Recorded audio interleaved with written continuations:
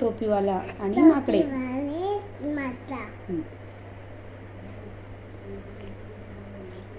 दारून एक होते टोपीवाले काका. एक टोपीवाला काका होते. एक मातीत मरता होते. हे वापस आलं. दलितात होतं. बोल होतं. त्याला आराम हल्ली घातलं. त्याला माता एक टोपी भेटले. उठून काका उठून एक पण टोपी नाहीये. गाय तुलू बसते आले ते सोडू टोपी देते माकडांनी.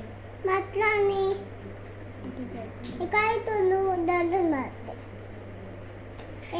मात्र आपण तेली मारले. आले मी दल पेटावर हिने तेली पेटते. तिथे तेंडले हातावर तिथे तोला टाकताना पुढं हां ठीक आहे. चुप गोष्ट नाही.